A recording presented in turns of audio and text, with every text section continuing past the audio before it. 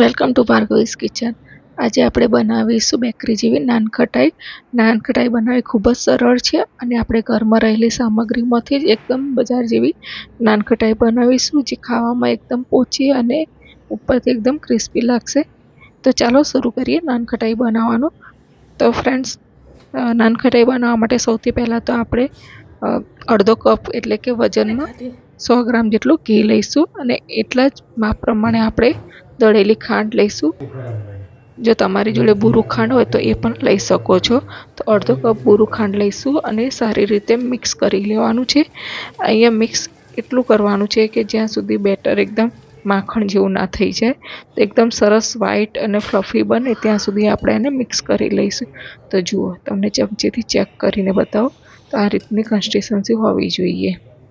હવે અહીંયા આપણે એક ચાળણી લઈશું અને એની અંદર 1.5 કપ મેદો લઈશું. વજનમાં જોઈએ તો 220 ગ્રામ જેવો મેદો છે અને 30 ગ્રામ જેટલું આપણે ચણાનો લોટ લેવાનો છે. તો અહીંયા લોટ આપણે ચાળીને લેવા જરૂરી છે. તો અહીંયા ચણાનો લોટ આપણે 40 ગ્રામ લીધો છે અને 20 ગ્રામ જેટલી આપણે સોજી લીધી છે. તો સારી રીતે આપણે મિક્સ કરી લઈશું. હવે આપણે હાફ ટીસ્પૂન એટલે કે 2.5 ગ્રામ જેટલું આપણે બેકિંગ પાવડર અને હાફ ટીસ્પૂન બેકિંગ સોડા લઈશું અને ચપટી મીઠું એડ કરીશું અને 1 ટીસ્પૂન ઇલાયચી પાવડર. તમે આની અંદર ડ્રાયફ્રૂટનો પાવડર પણ તમે લઈ શકો છો. હવે આ બધું આપણે એક ચમચી કે પછી સ્પેચ્યુલાની મદદથી આ રીતે કટ એન્ડ ફોલ્ડમાં કરી લેવાનું છે મિક્સ. અત્યારે આપણે હાથ લગાવવાનો નથી, કારણ કે હાથની ગરમીથી ઘી મેલ્ટ થઈ જશે. અને અહીંયા આપણે નાનખટાઈ બનાવવા માટે જે ઘી લીધું છે ગરમ નથી લેવાનું, પણ જામેલું હોય એવું લેવાનું છે. તો આ રીતે હાથની મદદથી આપણે લોટને ખાલી ભેગો જ કરવાનો છે, એટલે કે મિક્સ કરી લેવાનો છે. હવે અહીંયા આપણી જોડે જો ઓવન ના હોય તો આપણે નાનખટાઈ આ રીતે કડાઈમાં બનાવીશું. તો કડાઈ લઈશું જાડા તળિયાવાળી અને એની અંદર મીઠું આપણે લઈશું અને મીઠું મૂકીને આની અંદર આપણે કાંઠલો કે સ્ટેન્ડ કોઈ પણ વસ્તુ તમે લઈ શકો છો અને એને 5-1 મિનિટ માટે પ્રીહીટ થવા દઈશું. ત્યાં સુધીમાં આપણી નાનખટાઈ સેટ થઈ ગઈ છે. એને મેં 5 મિનિટ ફ્રીજમાં મૂકી હતી. તો હવે અહીંયા આપણું નાનખટાઈનું બેટર રેડી છે. તો આ રીતે કોઈ પણ એક ચમચી કે વાટકીનું માપ લઈને તમે જો સરખા બોલ્સ બનાવશો તો એક સરખી નાનખટાઈ બનશે.